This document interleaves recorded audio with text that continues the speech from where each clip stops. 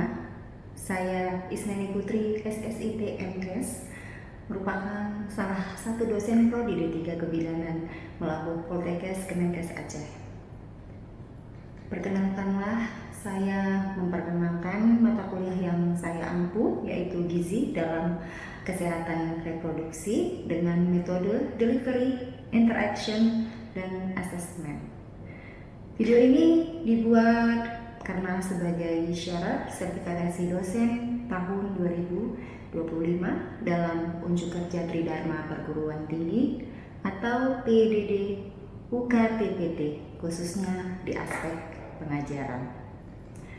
Nah, saya akan menyampaikan deskripsi umum tentang mata kuliah gizi dalam kesehatan reproduksi, di mana mata kuliah gizi dalam kesehatan reproduksi ini merupakan mata kuliah wajib bagi mahasiswa semester 2 Prodi D3 Kebidanan Melabuh, jurusan Kebidanan Poltekkes Kemenkes Aceh, yang berisi pokok-pokok bahasan tentang konsep dasar nutrisi, asuhan kebidanan nutrisi, dan iptek dalam nutrisi.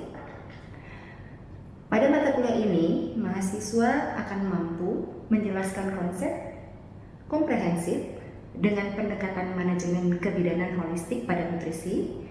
Mahasiswa juga diharapkan mampu menyiapkan media edukasi, nutrisi, dan pemanfaatannya pada ibu hamil, ibu bersalin, dan ibu nifas.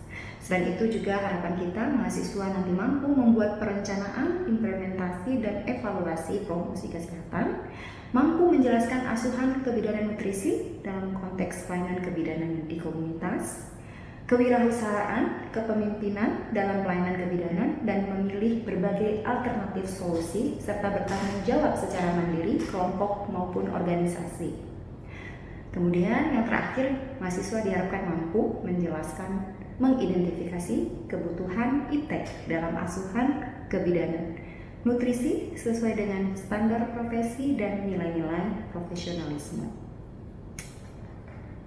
Perkuliahan teori menggunakan metode ceramah, diskusi, dan tanya jawab, dan penugasan baik secara individu maupun kelompok. Bentuk penugasannya itu bisa bentuknya paper dan kemudian dipresentasikan dan didiskusikan di kelas. Selain itu pembelajarannya juga sistemnya interaktif dengan mahasiswa. Kami juga melakukannya dengan metode ceramah, diskusi, dan tanya jawab, serta simulasi serta role play yang dilakukan di ruangan kelas. Adapun bobot penilaian itu terdiri dari UTS 30%, UAS 50%, dan penugasan itu 20%. Sisa berarti totalnya itu ada 100%. Demikianlah deskripsi yang saya sampaikan terkait mata kuliah gizi dalam kesehatan reproduksi untuk mahasiswa program studi D3 Kebidanan Melabuh, jurusan Kebidanan Poltekkes Kemenkes Aceh. Berikut ini saya akan memberikan cuplikan bagaimana proses pembelajaran yang saya lakukan secara sinkronus atau tatap muka di ruangan kelas. Assalamualaikum anak-anak. Waalaikumsalam. Oke, apa kabar hari ini? Baik, Bu. Sehat semua? Sehat, Bu. Ada yang pucat mukanya? Oh, ada di belakang tuh. Kenapa pucat? Nggak makan? Sarapan dulu? Sebelum belajar. Oke, sebelum kita masuk ke materi hari ini, maka sebelumnya mari sama-sama kita berdoa. Doa dimulai.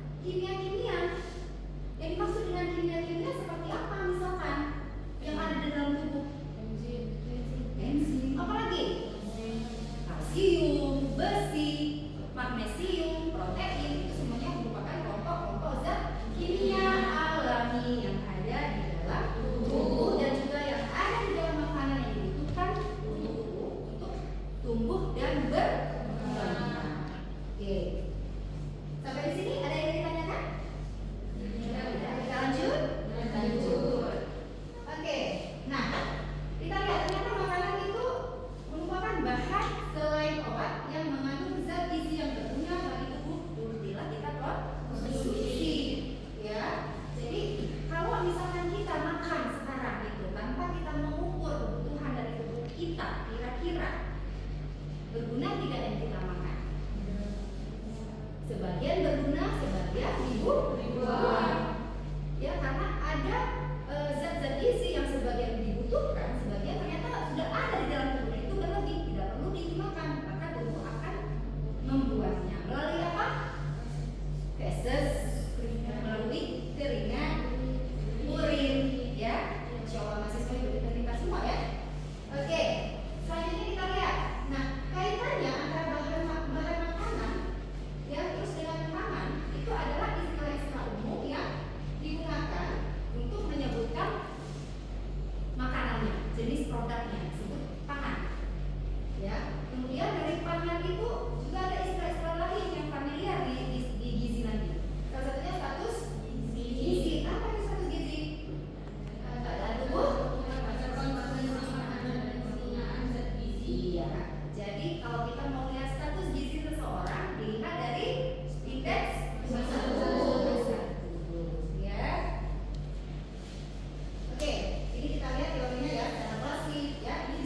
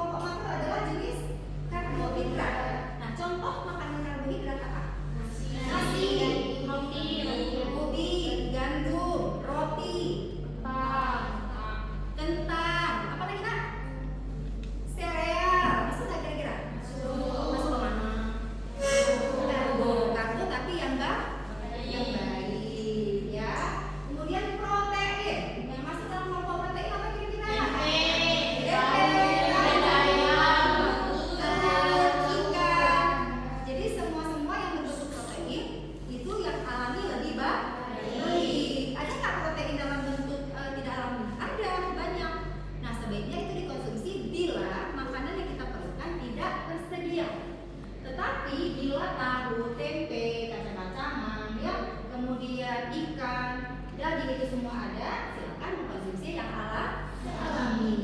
Oke, yang kedua adalah zat gizi mikro. Zat gizi mikro adalah zat gizi yang lebih kecil lagi yang dibutuhkan itu. Contohnya vitamin dan mineral. Nah, vitamin dan mineral biasanya larut tidak?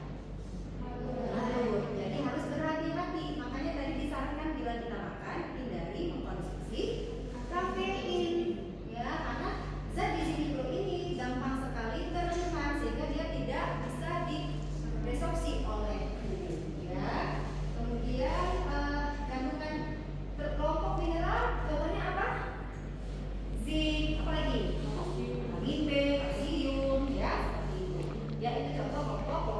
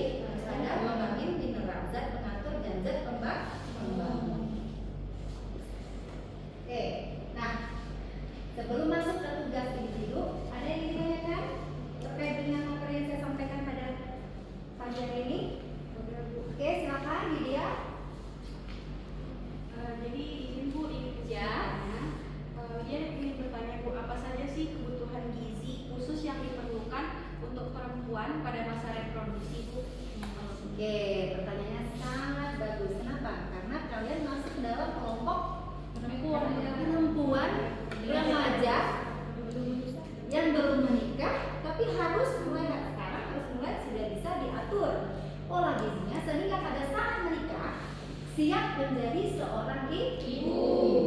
Nah, bagaimana dengan tuntutan kuliah yang padat, belum lagi dinas? Bagaimana mengatur gizi itu?